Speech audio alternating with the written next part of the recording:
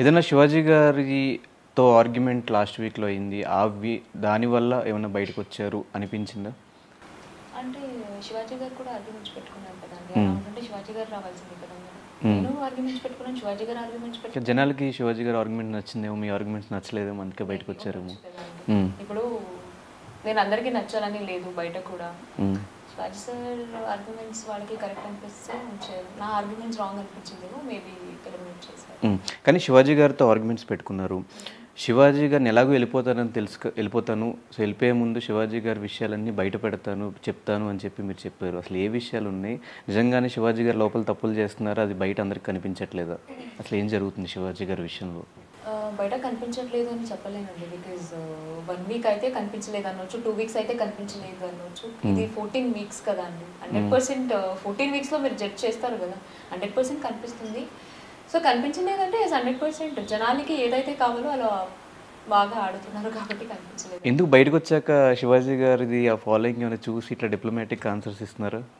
హౌస్లో మీరు ఇట్లా లేరు. అదే చెప్పానండి, నేను నిజం చెప్తున్నాను. నేను మీకు ఇప్పటి వరకు నేను నా సోషల్ మీడియా కానీ నా ఇది కానీ నేను అసలు తీసుకోలేదు. బట్ మన చుట్టుపక్కల ఉన్న వాళ్ళు చెప్తారు కదా, ఇట్లా జరిగింది అని చెప్తారు కదా. చెప్పడానికి ఛాన్స్ ఇవ్వలేదు. నేను బయటకి ఎక్కడికి వెళ్ళలేదు, నా ఫ్యామిలీతోనే నేను ఉన్నాను. సో ఏదైనా ఉన్నా నా ఫ్యామిలీ నాకు షేర్ చేస్తారు. ఒకటే అంటున్నారు, మాకు షో అనేది జస్ట్ టెంపరరీ 3 months.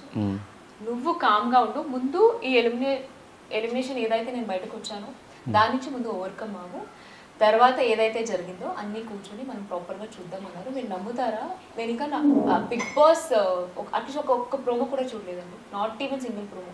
చూడకూడదు డిసైడ్ అయ్యారు. నో అండి, ఈ 14 వీక్స్ ఏదైతే ఉందో దాని నుంచి ఓవర్కమ్ అవుదాం అనేసి. అంటే ఇంకొక 1 వీక్లో వచ్చేసాను కదా, దాన్ని కొంచెం తీసుకోలేకపోతున్నాం. సో దాన్ని సెట్ చేసుకుందాం. బికాజ్ ఇప్పుడు బ్యాక్ టు బ్యాక్ చూసేస్తే మళ్ళీ దానిలోనే ఉంటాము కదా. So out of Bigg Boss నుంచి బయటకు వచ్చి నా ఫ్యామిలీ, అమ్మ నాన్న ఇట్లా అనుకుని వీళ్ళతో టైం స్పెండ్ చేస్తున్నాను. సో కాబట్టి ఏం చూడలేదు. ఆఫ్టర్ ఫినాలే చూడాలి అని అనుకుంటున్నాను. అండ్ వచ్చే ముందు ఆడియన్స్ని కూడా కన్ఫ్యూజన్లో పెట్టారు. ఏ చిన్న విషయాన్ని శోభ తీసుకోలేరు, చిన్న మాటన్నా తీసుకోలేరు, ఏదైనా నామినేషన్ చేసినప్పుడు రాంగ్గా ఏం చెప్పినా మీరు తీసుకోలేరు. కాబట్టి శివాజీ గారు ఇలాంటి ఆడపిల్లలు మా ఇంట్లో ఉంటే పీక మీద కాలేసి తొక్కుతా, తర్వాత ఇలా ఉంటే అమ్మాయిని ఎవరు పెళ్లి చేసుకున్న తర్వాత వాడి పరిస్థితి ఏంటి, ఈ మాటలన్నీ అన్నారు. మీకు కూడా తెలిసి అవసరం, మీకు సారీ చెప్పారు, తర్వాత మీకే చెప్పారు, మీ ఇద్దరికి నుంచో పెట్టి చెప్పారు. ఇది క్లారిటీ ఇస్తాను. సాటర్డే మనం అందరినీ సార్ లోపలికి పిలిచి మాట్లాడారు, మీరు చూసారు ఎపిసోడ్లో. ఎగ్జాక్ట్గా ఏం జరిగింది మాకు తెలియదు, నాకు కానీ ప్రియాంక కానీ అసలు తెలియదు. బయటకు వచ్చాక ఆయన సారీ అన్నారు. సారీ ఎందుకంటే నేను మీకు అనలేదమ్మా, జనరల్గా నేను మా ఇంట్లో ఆడపిల్లలు ఉంటే ఇలా అన్నాను. ఇలాంటి ఆడపిల్లలు మా ఇంట్లో ఉంటే మీరు విన్నారు కదా అది. అంటే నేను ప్రియాంక చాలా క్యాజువల్గా పర్లేదండి, నో ప్రాబ్లం అన్నాను. బికాస్ అక్కడ ఏం జరిగిందో మాకు తెలియలేదు.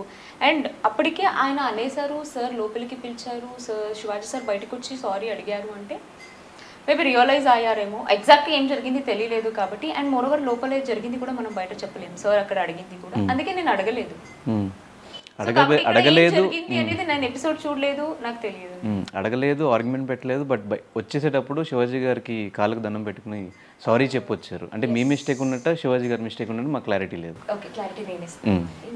మొత్తం ఓవరాల్ గా సీజన్ మొత్తంలో ఆ వీక్ జరిగిన నా ఫ్యామిలీ మెంబర్స్ నాకు ఒకటే చెప్పి పంపించారు, బిగ్ బాస్ జర్నీ ఏదైతే 15 వీక్స్ ఉందో నీ లైఫ్ లో అది ఒక షో.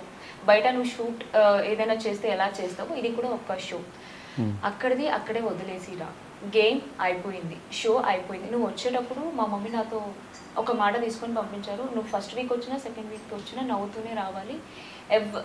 గేమ్ పరంగా నువ్వు ఫైట్ చేస్తావు, వాళ్ళు ఫైట్ చేస్తావు, ఏదున్నా కూడా అంతే అక్కడితో మర్చిపోండి, ఇది గేమ్ వరకు. బయటికి వచ్చిన తర్వాత we are friends.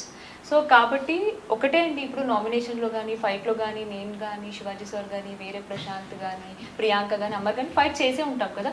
Not only Shivaji గారికి నేను ఇలా ఎందుకు తీసుకున్నానంటే నేను డే 1 నుంచి నేను దాంట్లోనే స్టిక్ ఆన్ అయ్యానండి. శివాజీ సార్ ఏజ్కి నేను చాలా రెస్పెక్ట్ చేస్తాను అంతే.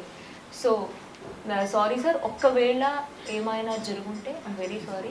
అండ్ స్టేజ్ మీద కూడా అదే అన్నాను, మీరు కూడా అనుండొచ్చు, నేను కూడా అనుండొచ్చు, it's a part of game అంతే. నాట్ ఓన్లీ శివాజీ సార్, నేను అందరికీ చెప్పి వచ్చిన, నాకు తెలియకుండా మీ ఎవరినైనా హర్ట్ చేసింటే, మిస్టేక్ చేసింటే ఐమ్ రియల్లీ వెరీ సారీ అని నేను చెప్పి వచ్చాను.